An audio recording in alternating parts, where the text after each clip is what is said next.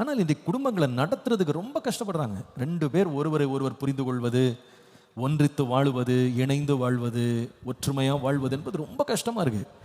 அந்த குடும்பத்தில் பல பேர் அவங்களுக்கு ஆலோசனை கொடுத்து, பல பேர் அவங்களுக்கு ஒத்தாசை செய்து அந்த குடும்பத்தை கட்டி காக்கிறதுக்கு அநேகர் அவங்கள காப்பாற்ற வேண்டியிருக்கு.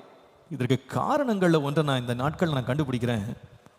கணவனும் சரி மனைவியும் சரி ஒருவரை ஒருவர் தங்கள் வாழ்க்கையில் இன்றியமையாதவர்கள் என்று நினைப்பதில்லை.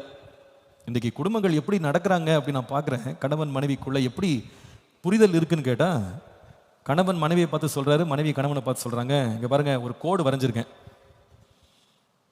இது என் பக்கம், அது உங்கள் பக்கம். இந்த கோட்டை தாண்டி நான் உங்கள் பக்கம் வரமாட்டேன், அதே போல் இந்த கோட்டை தாண்டி என் பக்கம் நீங்கள் வராதீங்க. நான் என்ன நினைக்கிறேனோ அதை நான் செய்வேன், நீங்கள் என்ன நினைக்கிறீங்களோ அதை நீங்கள் செய்யுங்க.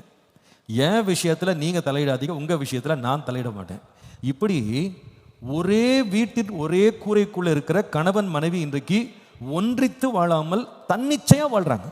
2 பேரும் ஒருவருக்கு ஒருவர் தெரியாமல் எந்த காரியத்தையும் செய்யக்கூடாது.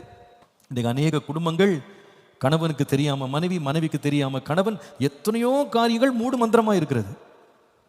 கணவனை கேட்டால் தெரியவே தெரியாதுன்னுவாங்க, மனைவி கேட்டால் சொல்லவே இல்லைங்க, அவர் ஒரு வார்த்தை கூட என்கிட்ட சொல்லலை. ஆனால் குடும்பம் நடக்குது. இது ஆபத்தான போக்கு. சில வீடுகளில் போய் மனைவிட்ட கேட்டால் கணவன் எவ்வளோ சம்பாதிக்கிறாரு கேட்டால் தெரியாது, சொல்ல மாட்டார். அதெல்லாம் கேட்கக்கூடாது.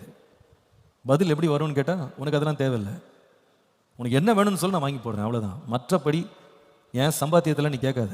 இப்படி தான் இண்டிபெண்ட்டாக இருக்காங்க. ஒரே வீட்டில் தான் இருக்காங்க, இண்டிபெண்ட். கணவன் எங்கே போயிருக்காரு மனைவிக்கு தெரியாது. எங்கெங்க போறீங்க அது உனக்கு தேவை கிடையாது. எங்கே போயிருக்கிறாருன்னு மனைவிட்ட கேட்டால், போயிருக்கிறாருங்க, எங்கே போனாருன்னே தெரியாது, சொல்ல மாட்டார். என்ன பேசுகிறாரு, என்ன இந்த அம்மா பேசுகிறாங்க தெரியாது. இது குடும்பத்தை பலப்படுத்தாது, குடும்பத்தை பலவீனப்படுத்தும்.